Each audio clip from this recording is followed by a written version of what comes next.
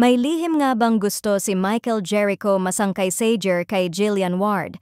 Ito ang bagong tsismis na umuugong ngayon sa social media matapos kumalat ang kwento na matagal na raw nagpaparamdam si Michael at consistent na nagpapakita ng interest sa aktres.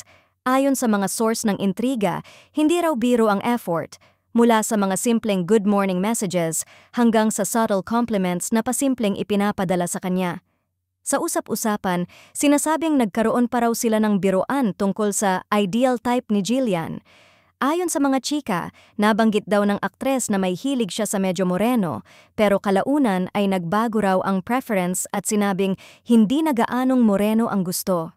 Dito raw nagsimula ang kilig na intriga dahil umano'y nagbibiro si Michael na ginagawan niya ng paraan na para bang handang mag-adapt sa anumang type ni Jillian. Kahit walang kumpirmasyon, mabilis kumalat ang balita sa fandom, lalo na't may mga nagsasabing isa raw si Michael sa mga silent admirers ng actress. Hindi raw grand gesture ang style niya kundi steady, consistent at low-key na pagpaparamdam. May nagkomento pa nga ang ilang fans online na mukhang may soft spot daw talaga si Michael pagdating kay Jillian base sa paraan ng pagkilos niya tuwing napag-uusapan ng aktres.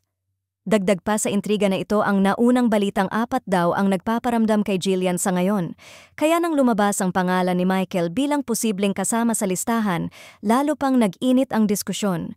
May nagbiro pa sa comment section.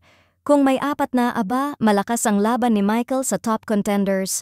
Parang siya yung tipong hindi maingay pero consistent.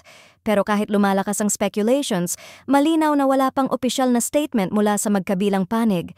Wala ring kumpirmasyon kung may mutual feelings ba o simpleng admiration at friendly communication lang ang mga nangyayari. Sa mundo ng showbiz kung saan kahit simpleng biruan ay nagiging full-blown issue, hindi nakapagtatakang pumutok agad ang ganitong usapin. Jillian Ward. Kahit siya mismo ay tila mas nakafocus sa career at personal growth kaysa sa anumang romantic rumors na ikinakabit sa kanya.